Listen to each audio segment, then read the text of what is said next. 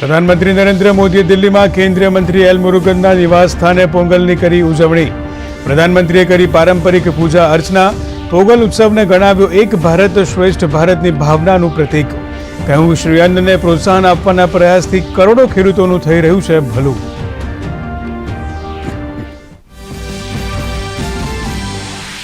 ગુજરાતની મુલાકાતે આવેલા કેન્દ્રીય ગૃહમંત્રી અમિત શાહે ગાંધીનગરના બાબોલમાં પતંગ ચગાવ્યા. અમદાવાદના ચાંદલોડિયા અને જીવરાજ પાર્ક વિસ્તારમાં પણ પતંગ ઉડાવીને માણી ઉત્તરાયણ પર્વની મજા. જમાલપુરમાં જગન્નાથ મંદિરે કર્યા દર્શન. ગજરાજોની પણ કરી પૂજા.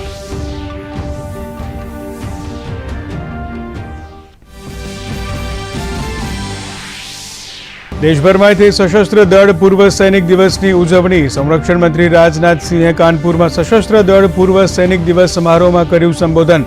કહ્યું, બહાદુર સૈનિકોના યોગદાનનો ઋણી છે દેશ.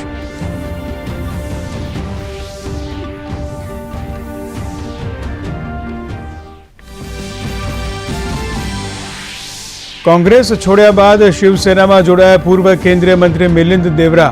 મહારાષ્ટ્રના મુખ્યમંત્રી એકનાથ શિંદેએ પાર્ટીમાં કર્યું સ્વાગત. કોંગ્રેસ પર નકારાત્મક રાજનીતિનો દેવરાનો આરોપ.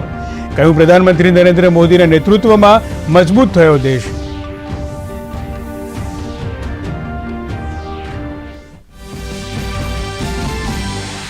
પ્રધાનમંત્રીના આહવાન પર દેશભરના તીર્થ સ્થળો અને મંદિર પરિસરોમાં હાથ ધરાયું સ્વચ્છતાનું મહાઅભિયાન. ભાજપ અધ્યક્ષ જેપી નડ્ડા સહિત કેન્દ્રીય મંત્રીઓ, મુખ્યમંત્રીઓએ કર્યું શ્રમદાન. મુખ્યમંત્રી ભૂપેન્દ્ર પટેલ પણ ગાંધીનગરના ધોળેશ્વર મહાદેવ મંદિર ખાતે સ્વચ્છતા અભિયાનમાં થયા સહભાગી.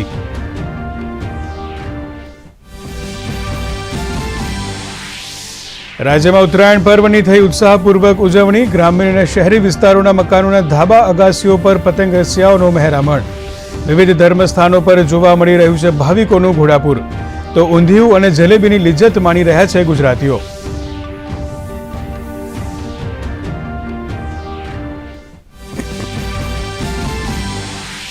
સાત્વિક સાઈરાજ અને ચિરાગ શેટ્ટીની જોડીનો મલેશિયા ઓપનની ફાઇનલમાં થયો પરાજય. ખિતાબી મુકાબલામાં ચીનના વાંગ ચાંગ અને લિયાંગ વૈકેંગે 9-21, 21-18, 21-17 થી આપી માત.